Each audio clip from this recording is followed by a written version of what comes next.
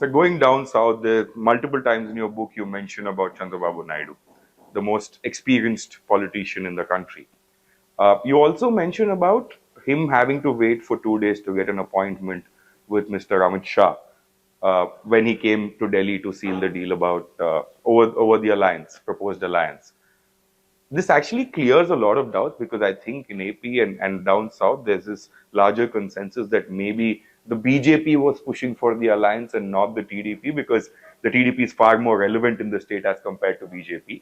How tell us more about that episode and what you know about what transpired eventually after that, and also maybe about your opinion about Chandrababu Naidu as on date, because I believe you watched him very closely, you've interviewed him multiple times, his work ethic, etc. Is he the man to sort of take AP forward?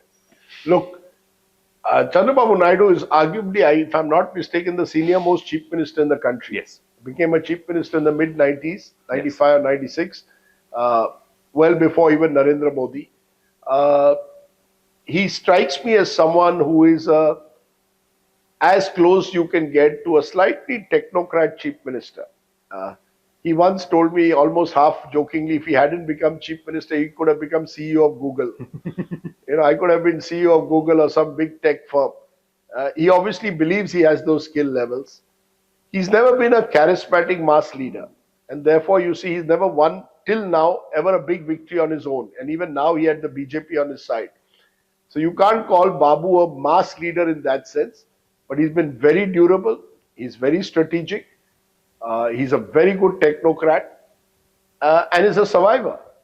I mean, and that's where the other story comes. In August of 2023, people had written off Chandrababu Naidu. They believed Jagan was coming back, welfare schemes were in place, and nobody seemed to want to touch Chandrababu Naidu, including the BJP, which was wary of him.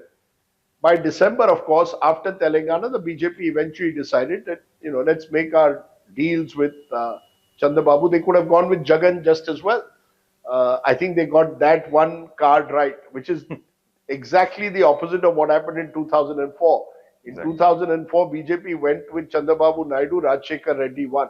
20 years later, the BJP chose the right horse in Chandrababu Naidu. I think he benefited from the fact that Jagan Mohan arrested him.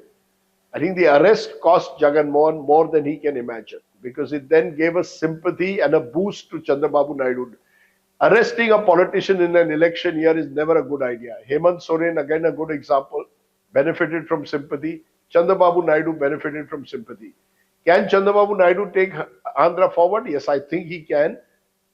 As could have Jagan Reddy. I think the fact is that Andhra is not an easy state to manage at the moment. The financial condition. The financial condition in particular. And you make all these slew of promises. Jagan made them, Naidu's made them, tough to fulfill. It's also a state that has emerged out of the breakup of breaking away from Hyderabad. Hyderabad was the crown jewel. And without Hyderabad, Andhra somehow looks a state which still is desperate to find its way forward. So it's not an easy task. Babu also made a slew of promises that will cost the exchequer large amounts of money. I think he's at the moment wants to go down in history as the builder of modern Andhra. Having lost the whole state, he at least wants to preserve what he has. And therefore, the push for Amravati as the state capital, looking for new ways in which he can sort of define himself. Mr. Naidu is a clever man. He's now going to have a skill census instead of a caste census. But I still think that, Andhra Pradesh will be a big challenge for Chandrababu in the next 4 years, especially given the fact that his relations with Mr. Modi have been blow hot, blow cold over the years.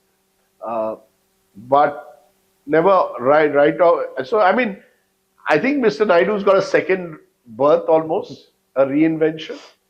And, suddenly I remember meeting him in August 2023, he didn't seem fit and well. Now he's looking as bright as ever. I haven't seen him looking better in a long time. Who would have thought that from 23 they could come all the way up to 164?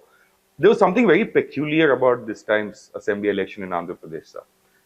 While most other states that I've traveled personally as a journalist, you always hear about schemes that have worked, you always hear about a vision statement being put out by a political party. But this time around, when we went into the when we went onto the ground and spoke to voters, like a breath of fresh air, everybody was suddenly talking about, we don't want the schemes, we don't want the SOPs. What about development? Where are our investments? Where are the industries going to come from? In the past 5 years, during Jagan Mohan Reddy's rule, investments have gone out of Andhra Pradesh rather than coming in, which should have been the case. So, do you think for once this was a vote for development over a vote for? No, Uh, I think no, no. I think it was an anti-incumbency vote. I think obviously Jagan misread the mood. I would suggest that there was a sense that Jagan had become an autocrat and you mentioned that in your book. was not listening to voices other than his own, and I think that cost him. I think there was a communication gap between Jagan's office and a lot of the second and third level leaders in his party.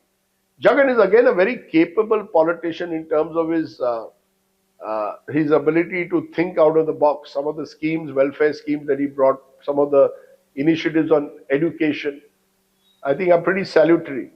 The problem is Jagan Mohan Reddy's government was seen as a one-man show. People don't like autocrats by and large in this country. They may give you one chance, but they won't give you a chance again and again. And I think people in India can see through when there are accusations of corruption made against senior ministers that they are quite unsparing even on that. So I think it was more anti-incumbency that sunk Jagan Mohan Reddy in the end. I think imagine if he'd gone with the BJP, where would he have been? We don't know. That would be interesting to know how much of the vote is actually a BJP vote in a state like Andhra Pradesh where they've never been a major power. Uh, can Jagan make a comeback? Why not?